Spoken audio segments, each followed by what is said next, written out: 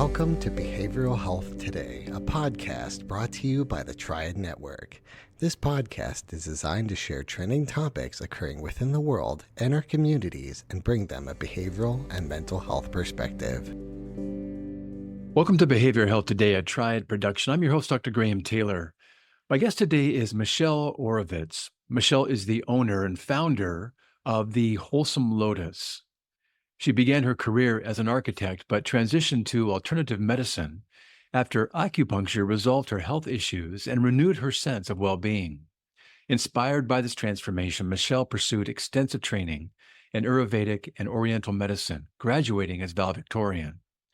She is passionate about healing, particularly in the areas of gynecological disorders and infertility, influenced by her own journey with traditional Chinese medicine.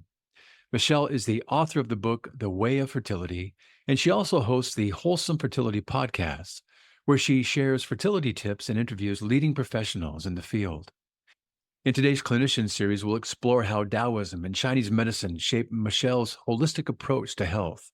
Our conversation will highlight the art of listening to the body, the pursuit of balance, and the integration of transformative practices for lasting wellness, with a special focus on reproductive health and personal empowerment. Michelle, welcome back to our show. Thank you so much for having me, Graham. It's nice to have you here. You know, in our time today, well, just let me say this real quick. Folks, we had a prior show with Michelle that was just awesome. And we get to do today's Clinician Series as a way to kind of go a little bit deeper, as I mentioned earlier on. But I would so encourage you to go back and listen to our first show. We covered some great things. But as we get into today's show, Michelle, if you could, we're going to be giving our listeners an opportunity to see into your work and what it involves and what those that seek your services and your experiences, what they do with you, what they are going to be going through. And so as we start, give us kind of some working definitions around Daoism and Chinese medicine and how they serve as a foundation for your approach to health and wellness. Yeah, so basically, Chinese medicine is very ancient, as people know, and a lot of books were burned and a lot of literature was burned. So it is kind of estimated around 3,000 years, but it could be longer. And it's derived and rooted in Taoism. And just to kind of like give a quick glimpse, but basically Taoism, it's all about living in the way. It translates as the way. Yeah. And it's really being part of nature, kind of like living in accordance with nature. If we live in accordance with the Tao, which is pretty much like the intelligence that underlies all of nature and the balance that we see and can be depicted in the yin and the yang. And when we have that harmony in our lives, then we will be less likely to have disease and we will be more connected with chi, life force, vitality, and thrive. Really, ultimately, that is how we were supposed to be. But what happens is we get imbalance, and Chinese medicine is all about really creating that harmony and that balance. It's very simple. We as practitioners we're not the ones really healing. What we do is actually we create the step of creating harmony and balance so that there is an environment within the body and the mind of the person and the spirit. Those are all things that we really address in Chinese medicine and acknowledge. And so when that is in harmony, what it does is it allows for a time to heal and allows for homeostasis, which I know is more of a Western medicine term, but it really reflects the yin and the yang. So we know that the body needs to be in homeostasis, which I love when a lot of newer, more modern research is reflecting a lot of what Chinese medicine has been saying for thousands of years, and not just Chinese medicine, Ayurveda, a lot of ancient Chinese medicines. So when the body has that harmony, it has its own intelligence. It's the intelligence that heals the body. That's why I say we don't heal the body. We just facilitate an environment that is conducive for the body to heal itself.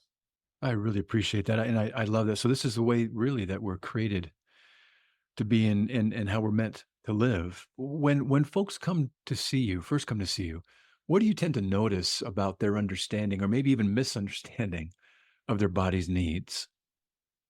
Especially because I do a lot of fertility. Yes. A lot of people that come to me, by the time they come to me, they've already gone down the rabbit hole of Googling all kinds of different things. And I know that can cause a whole host of anxieties because then it's very easy to jump to conclusions and assume that you have certain conditions that are off, or that sometimes they'll see certain people on like group chats or group forums or, fertility groups that say, oh, I tried this herb and it really fixed Yes. my body. So then and then sometimes they also go to doctors and they get lots of different opinions and sometimes conflicting opinions. And They're really th- working hard, aren't they, to find out, but it's more external. What's going on externally? And so part of it is not really understanding that there's an opportunity, what you're suggesting here, to tap inward and see Mhm. what's, but they're more outward focused on what can I do on the outside to make these things or add these things in some ways. But it's not recognizing maybe what can be empowering that they already have access to within themselves. That's a really good point that you mentioned. And I think that that's what happens. A lot of times people go outside of their own internal wisdom and they Right. get confused. There we go. And typically that is what happens. You get more clarity when you go inward because you're more in tune with your innate intuition. And Yeah. that's our intelligence, part of our intelligence. We can see very clearly how animals have this intuition. They know what to eat, they know what to do. They kind of like know when to fast and they don't question it. They don't have that like amazing ability of over analyzing that we have. It's probably a So good thing. so I think that Yeah. sometimes we get so worked up on the numbers and the analytics and we get lost in the details that sometimes that could be way more confusing. So a lot of times when they do come to me, they're so tapped out Yes. from the confusion and that exhaustion and that conflicting different perspectives. And so they feel very overwhelmed. Yeah, you emphasize this idea that there's an importance to listening to the body, and you can access an intelligence, experience, a balancing, both of which we're going to come to in just a moment. But this emphasis around the importance of listening to the body, how do you even, they're coming in with all these things and they're kind of confused and they're carrying quite a bit. How do you introduce the concept of listening to people that may not be familiar with this whole idea of listening within? What are you talking about? And exactly what does this mean and look like? Well, so what I do is my first thing is I actually listen to them. I just let them talk. And Yeah. then they're able to really, I think that when someone has the ability and that kind of space to talk, they can hear themselves and sort of make organization out of it Mhm. just by the ability to express. And oftentimes I find that that's a very big relief for them because they don't feel heard, whether it's other practitioners or, Right. the medical community, which nothing against them, but they're busy. And so sometimes they feel like nobody really sits and has a whole hour to just listen to them. Yeah. Sometimes they also feel like their partners or, everybody looks at fertility challenges differently.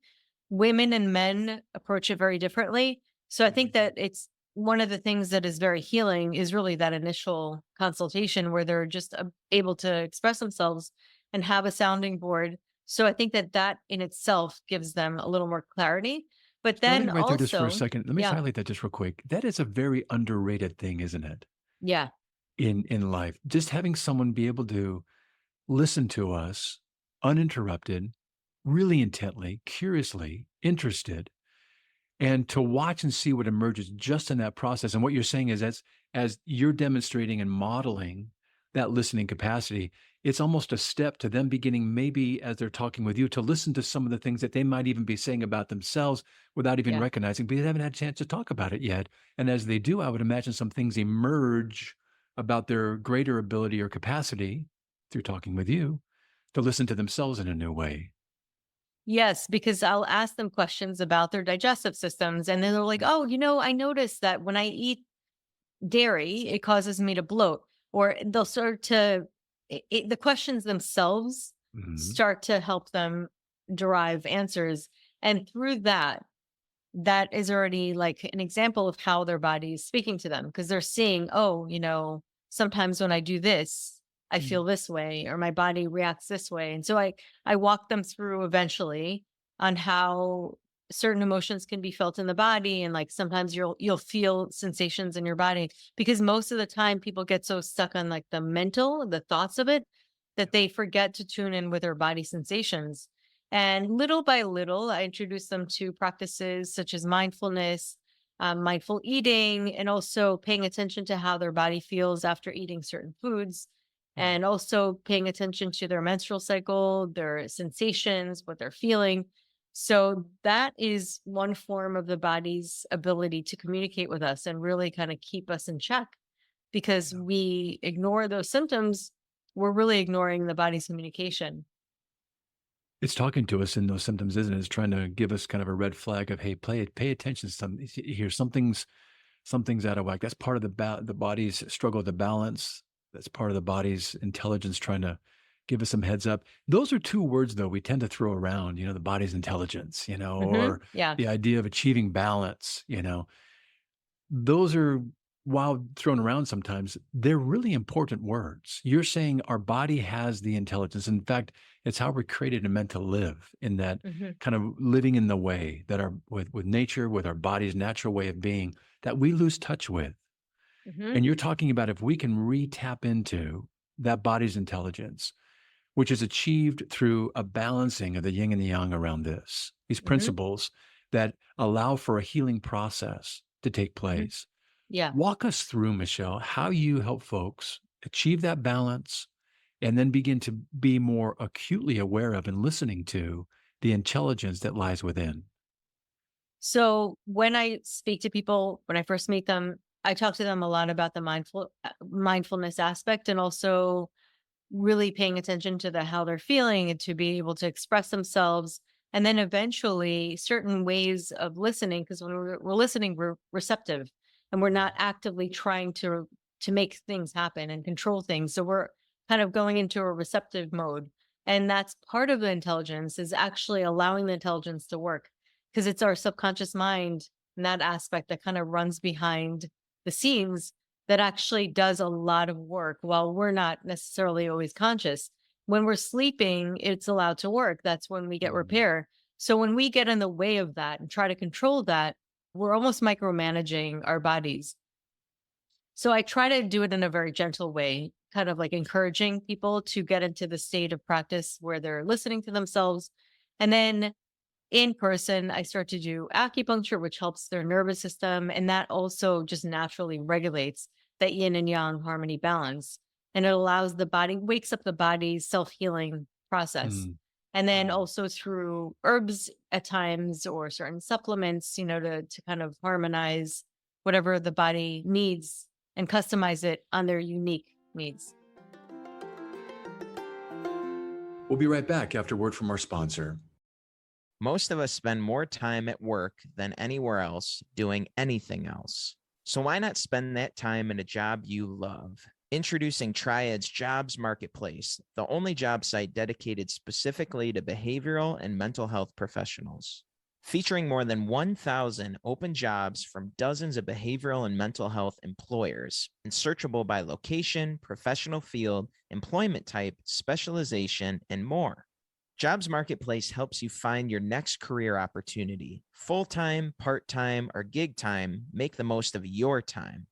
To access Jobs Marketplace, register for your free professional account at hellotriad.com/BHT.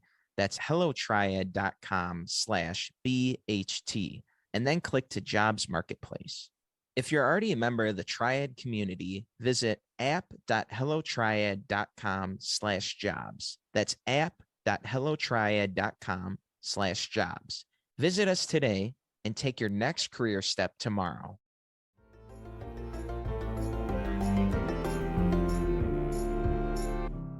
What do you see folks begin to experience as they become more aware? I'm looking at some of the strategies you use with the acupuncture and maybe some of the herb type approaches that can be very helpful in balancing things out just in general, our nervous system and our digestive systems and everything else you're talking about here. But as they begin to experience these things, where else do you take them? What else are you asking? Where are you directing them? What are you helping them become aware of in terms of that balance and also that intelligence being tapped into as they get better and better at it? That's a good question. I mean, so when people start to become aware of things, sometimes they'll realize that they're going to the wrong doctor. And they're like, this just doesn't feel right. They'll start to listen to themselves a little more. And then they're like, this just doesn't feel right. And that's when I encourage them, get a second opinion. Mm. And sometimes it's crazy, but sometimes I don't know if it's also the chemistry and that impacts how the body responds. They have a completely different retrieval. or a Mm. different outcome completely, even after many different times of the same outcome with a different practitioner. And that can be a combination of things. It can be also chemistry, feeling more safe, but also different protocols and their body or their intelligence telling them, there might be something that's better out there. So Right. that's just one example. But one thing that I do see is sort of a side effect of all of this is people almost through phases, you can look at it as like phases of grief. We have phases of growth, we have phases of everything. And I see phases of going through the fertility journey. And sometimes it starts out with a lot of overwhelm, and then it could be a lot of resistance. And then there's kind of a place of acceptance that happens at times and healing. And through that, there's peace and flow. And I do see some of my patients going through that. And when they have that surrender and that flow, it kind of invites life. And then they'll get pregnant out of nowhere when they're trying to like do IVF and they know that everything's taken care of and that gives them a little more peace of mind. And then they conceive before they actually start the process. Part of that phases of growth. It's a good reference for us, actually, because it is a journey. Hmm. And as we're referencing fertility here, part of it is, we go through the different stages of surprise, and maybe we're frustrated and we're trying to bargain. What can we do to make this happen? Maybe there's anger, depression, typically kind of Kubler-Ross's stages that we can use as reference that kind of lay out kind of how we go through a process that's a struggle for us or a potential loss. And things aren't functioning the way they're supposed to function. Maybe I see other people going through it without much work, and here I am with my partner trying to struggle through something here, and it's a hard journey, very hard Hmm. journey. Yeah. But what you're saying is if we can begin to balance some things, and we can begin to tap into the body's natural intelligence is there, while it doesn't guarantee pregnancy, what it does though is it creates the best environment for things to happen naturally, the way that they're kind of designed to happen naturally. And we provide that right environment for things to occur, don't we? Yes. And naturally, it optimizes your health when That's a you're in a good good word. state, but also you happen to have peace. And I think that we're conditioned that if we really want something, we shouldn't have peace until we get it. And I think that Mhm. is a conditioning and it doesn't need to be so.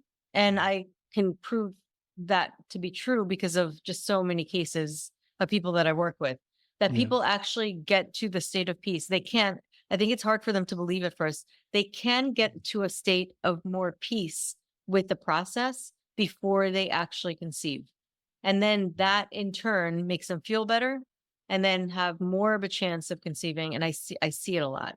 I I'll really bet do. you do. Yeah. I'll bet you do. I'm not surprised by that at all. I know those that sometimes before we kind of let go and accept, we can bump up against some of our own resistances, or as you're working with the people that you see, maybe helping them overcome or recognize what the resistances may be, whether it's physical or emotional or mental, or a place where they might particularly get stuck. What do you see in some of those situations? The resistances, the maybe places being stuck. What do they look like? So I would definitely say that I follow Dr. Joe Dispenza's work a lot and he talks, and it comes down to a lot of things that are repeated over and over again and also have been taught in ancient medicine, ancient traditions that it really comes from within. We think Mm, it's without because we're so distracted on the outside that we think that the outside needs to be in perfect condition or a certain condition in order for the inside to match up.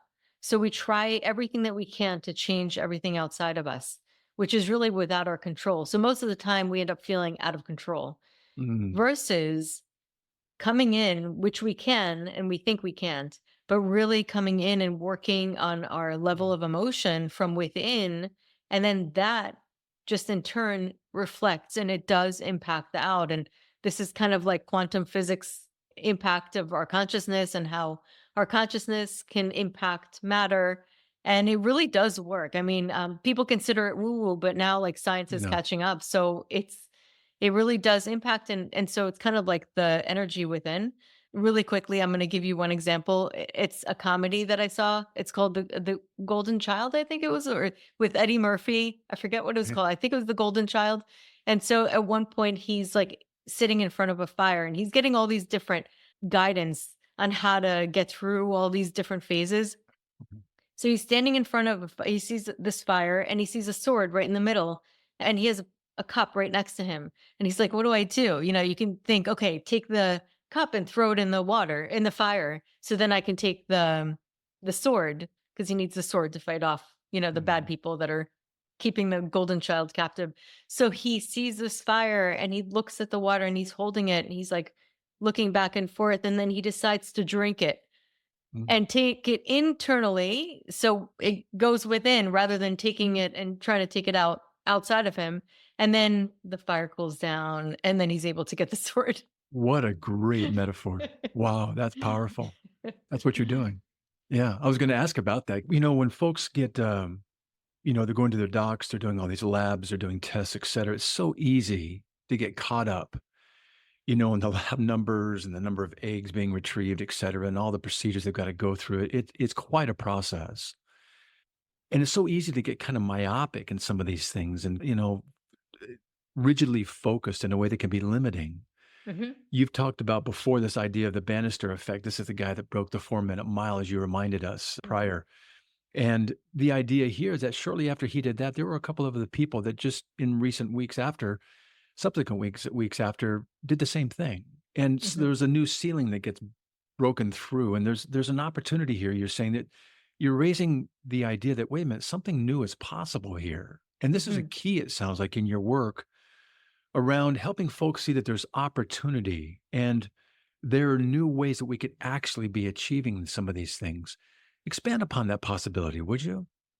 Yeah, so it's very much similar to what we talked about before, where people are so responsive and reactive to matter and, what's in the material world versus kind of expanding a little bit more, getting into a bigger picture rather than getting lost in the details. Those details, they're manifestations, but they're not where everything's derived from. The grand Tao, the quantum fields, all of those areas are where those infinite possibilities lie. And if we are so focused and we're using our consciousness only focused on what's already been manifest, then we are limiting ourselves to the status quo. We're never going to like shift or change. We almost have to let go of that a little bit and allow ourselves to believe in that possibility.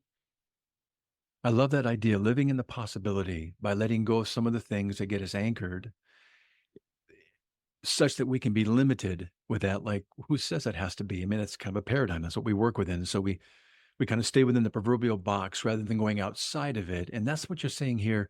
There are possibilities outside of it. In some ways, you're saying in this whole field, we haven't tapped into all of our potential yet. No, no, not even close. That's pretty exciting. It is exciting. It's Yeah. amazing. And I think that part of it is because it's ever changing. I mean, things are very fluid. So I think that when we are studying things and kind of like looking and dissecting, we're dissecting something just like labs, same thing. It's a snapshot in time. And we're trying to base this incredibly vast, amazing intelligence and putting it into this little tiny snapshot in time. And it's impossible. Wow, what a great kind of way to look at it. How do you get folks to get excited about the possibilities that they too have?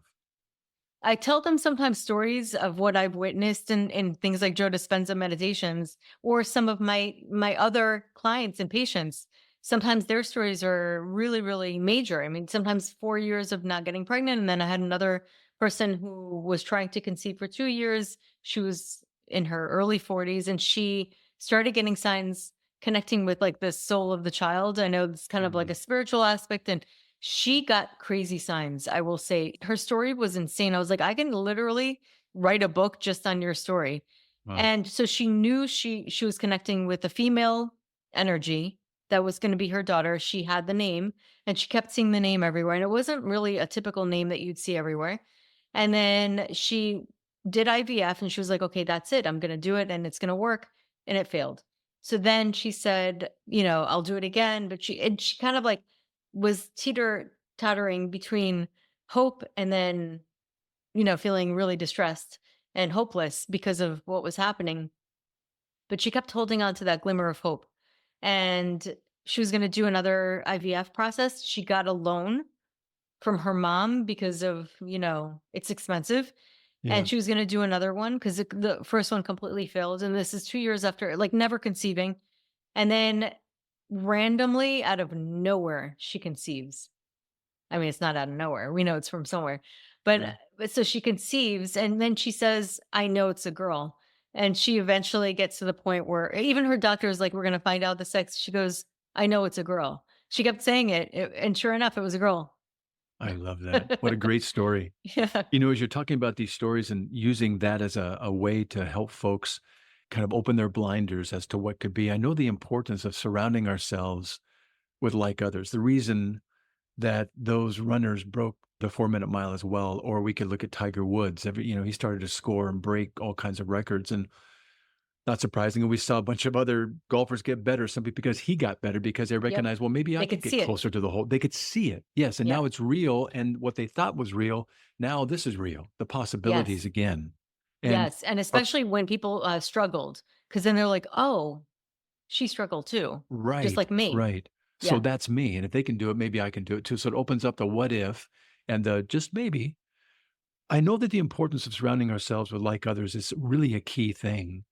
In this infertility process that you're describing, it tends to be kind of isolative and we don't talk about it because we're embarrassed or we don't want to hear people say certain things because it gets to be tedious. And our mindset kind of gets, again, kind of limited. Do you ever bring folks together that you're working with in a support group kind of a way to say, hey, we're all in this together? And do you ever do that with folks? It's funny that you're asking because of late, I've been wanting to do something It'd be awesome. and what's really funny too, just coincidence or not, is that the woman that I was just telling you about, Yeah. I actually connected her with 2 other patients of mine. And I Yeah. was like, and so she was so happy it's interesting because Yes. they really want to talk to her and she really wants to talk to them Yes. because she's like, oh my God, they're going through what I went through. I have to tell them that it's going to be okay. Like, or that it could be okay. So she has this incredible desire to share with Mm. somebody who is her past self.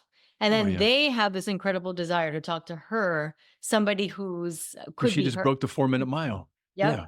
Yeah. Yeah. So this is a group that could be living the way together Yes. in a way Yeah. that they're not doing outside. That's wonderful. What a wonderful connection. I'll bet she really benefited from that.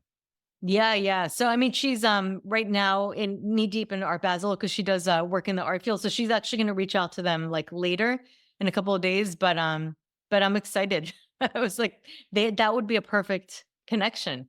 Oh, that'd be a wonderful connection. Yeah.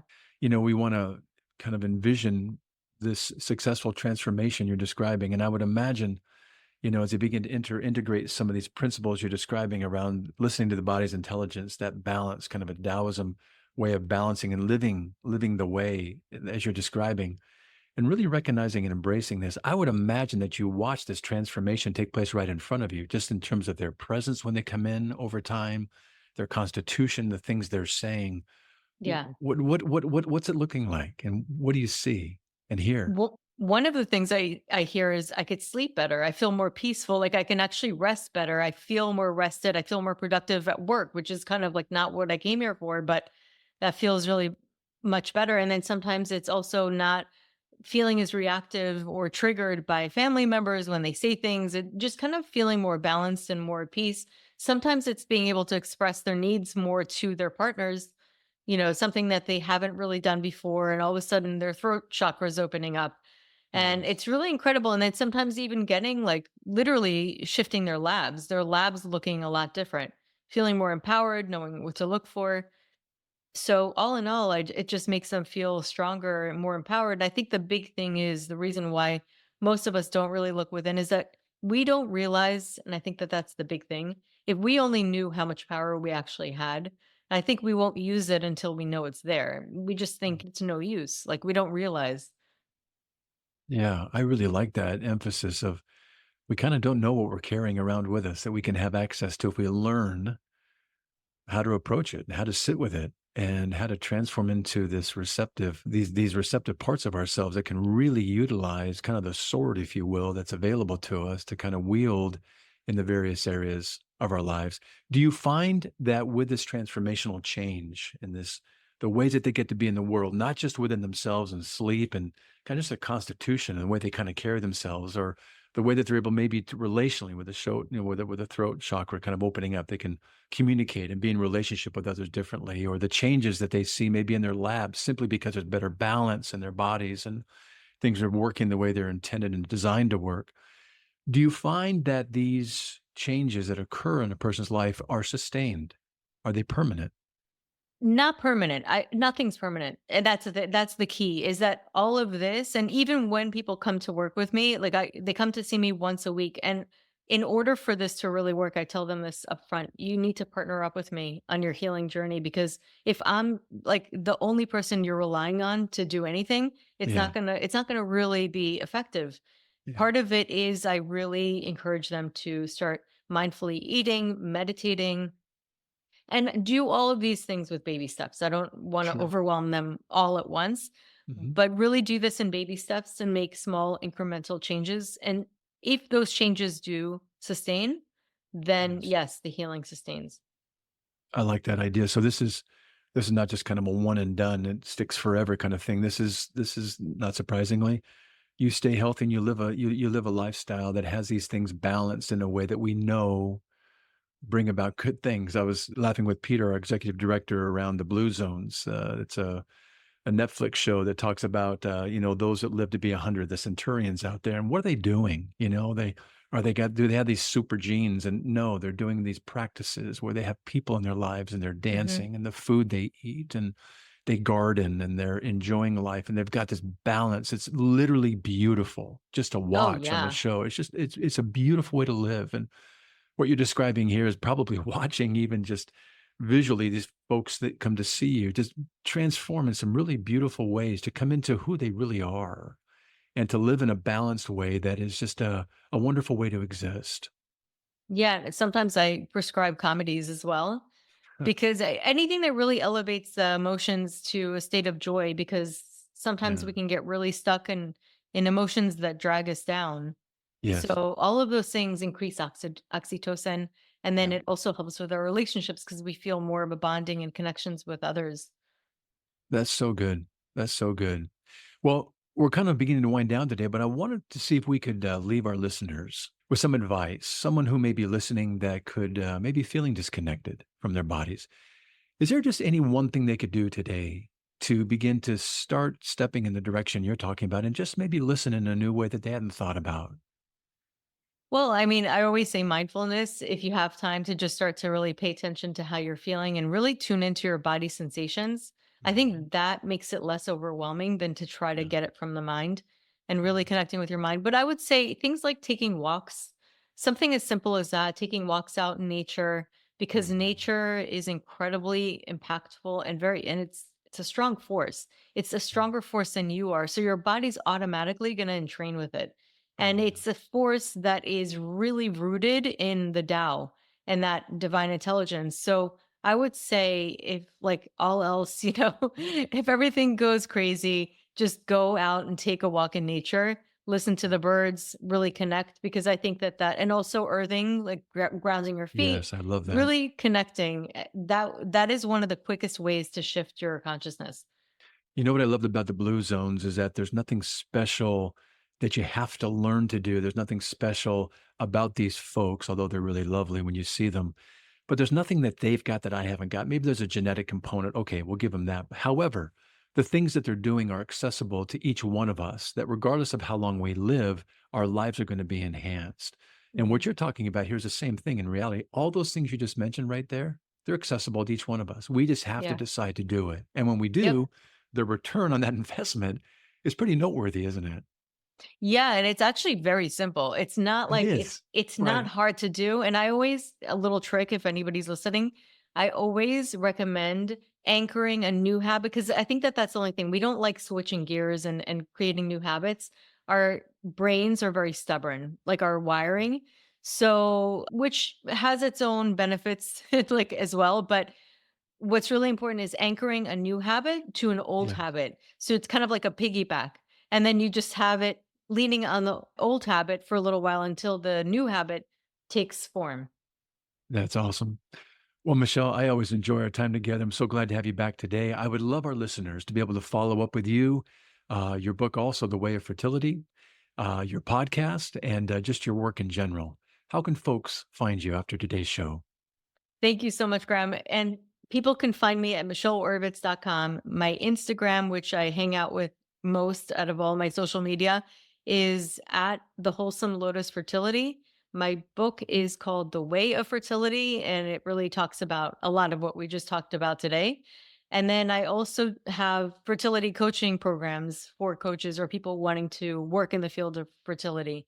So I do certification programs that I offer, and everything can be found on my website.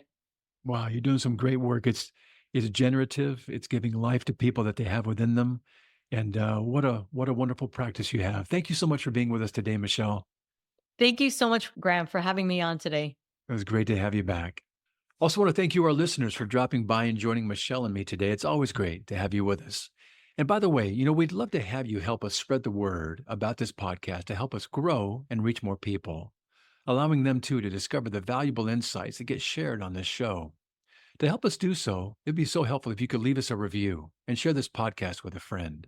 And just a reminder, our episode today and its resources, along with our other episodes, can be found on our webpage at triadhq.com/BHT. Thanks again for being with us on the show. We look forward to having you back with us next time on Behavioral Health Today.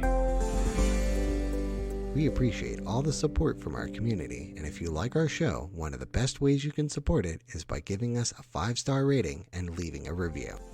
Behavioral Health Today is a podcast part of the Triad Behavioral Health Network, all rights reserved.